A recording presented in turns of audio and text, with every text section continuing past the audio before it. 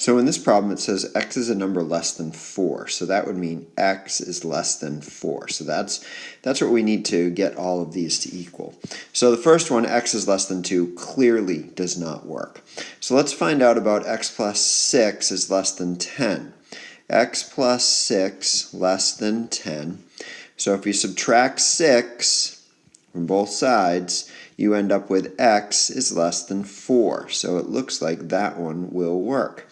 So on the next one, we have 5x is less than 20. 5x is less than 20.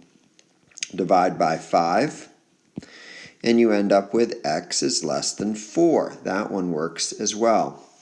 Next one, you have x minus 2 is greater than 2. So let's add 2. Add 2 to both sides. And you end up with x is greater than 4, not x is less than 4. So that one won't work. And x is less than 8 actually includes some numbers that are not less than 4, so that cannot work either. So there are your two correct answers.